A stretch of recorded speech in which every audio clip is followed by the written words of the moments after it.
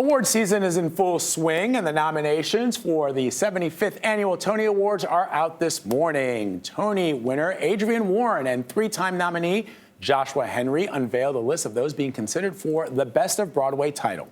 The nominations were delayed by nearly a week, with eligibility for the awards being extended to May 4th.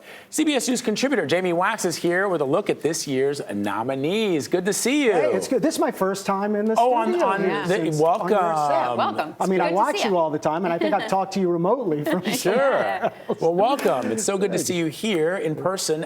So let's talk about the musical favorite of the season has been A Strange Loop. A Strange Loop, a strange musical, too. It is brilliant. Now, I saw it years ago when it premiered at Playwrights Horizon off Broadway. And walking out, I said, honest to God, I said, this show deserves to be on Broadway, but it will never go to Broadway. Oh, wow. This shows you how much Broadway has evolved in that time. Now, since then, it won the Pulitzer Prize, which is a rarity for a musical, and it also has 11 nominations. It leads the nominations today. What's it about? It is a very unusual story through the sort of surreal imagination of a queer black man, and it is not a traditional musical in any way. It is deeply satirical. It really requires the audience to think, and I think it's a great sign. It is a fantastic show. So what about some of the other musical contenders? Well, amazingly, what's interesting is through all the controversy and everything, the next leading nominee is MJ, the Michael Jackson musical, which I will tell you is a really entertaining musical as far as the music and the performances are dynamite. The book by Lynn Noddich, who we will talk about, is really well done. But of course, it's a controversial subject that a lot of people don't even think should be a Broadway musical. So this is, I think this is a testament to the artists who have cobbled this together. What about Best Play? Best Play is, the leading nominee is the Lehman Trilogy, which is really a fantastically acted and written piece. And I think that's probably the show that's gonna take that category.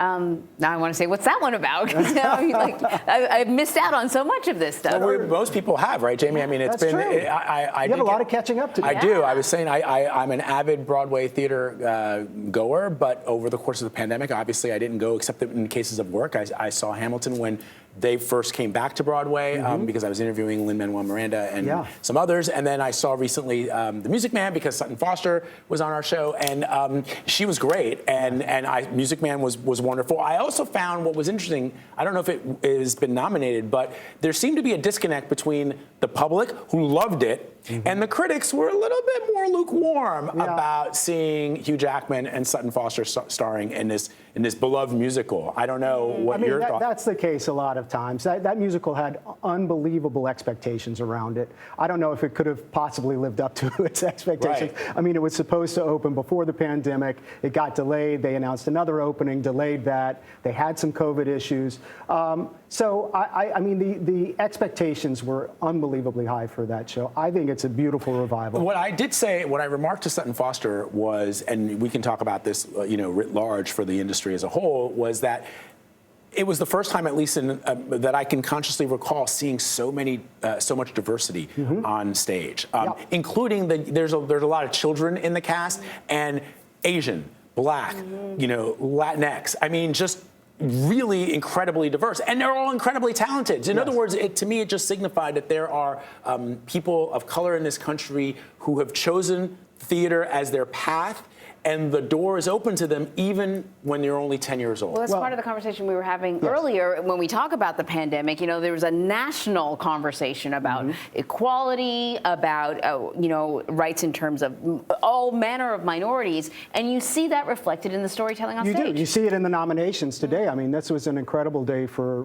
women, for artists of color, and an incredible season in a lot of ways, although a lot of things were sort of rolled out before it was a tenable situation. It's a tough time to launch a brand new player musical. If you're struggling and you can only have 50% of your audience in there, and people have all these restrictions, it was very difficult in the early days of Broadway's reopening to have anything run. So you see a lot of shows here that are fantastic, that are some of the most memorable nights I've had in the theater that have closed. Do you get a sense that this isn't just a moment for Broadway, that they'll continue this conversation I about surely diversity? hope so. Well, I mean, it's got to happen because, you know, this was part of that conversation, as you said. There was a reckoning on Broadway, realizing that though our stories often champion people on the outskirts of society or who were demeaned by those in power, that the opportunities for artists didn't reflect that. And I feel like this season is reflecting that. Look, our nominations were announced by two the best actors on Broadway who are both people of color.